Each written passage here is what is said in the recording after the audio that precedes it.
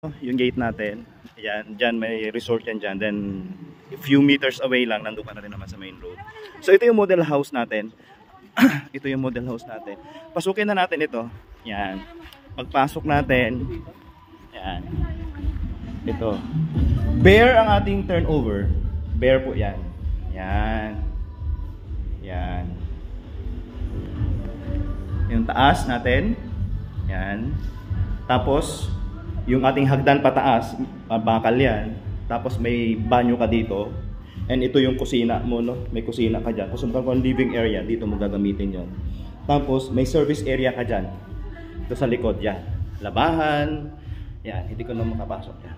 Labahan yan dyan. Medyo malaki-laki rin yung service area natin dyan. Yan ang banyo. Tapos akyat tayo sa taas. Yan. Yan. Yan.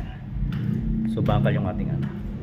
Kita natin, na-explain before, yan nga, pasok dito ang dalawang kwarto. Pero dahil sa taas na to, yung loft na yan, pwede nyo gamitin yan as attic. Okay, storage area, pwede nyo gamitin sa storage area yan. Pwede nyo pang gamitin yan as kwarto rin. Yun nga lang medyo, ano siya, pero depende pa rin po sa pag-atake nyo dito. Yan. Meron kang banyo rin dito. So hindi mo na kailangan magpagawa ng banyo. Kasi kapag single atas kinuha mo, yung ibang mga developer, walang banyo sa taas. Ang ginagawa nila, padagdag pa sila ng banyo sa taas. Which another construction cost yun. Sana nagamit nyo pa sa paggawa sa pagbili ng tiles. Yan. Yan. Yan. Very underrated tong ano na to, tong Emerald Residences. Yan.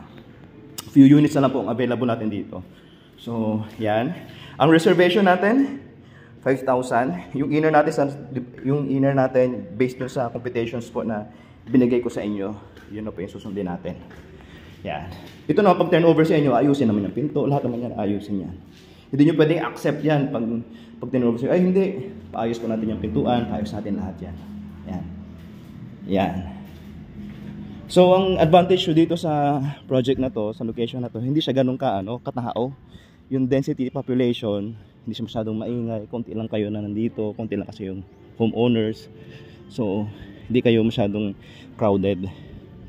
Yan. Yung po yung ginawa ng kapitbahay natin. Yan. Palagay siya ng gate.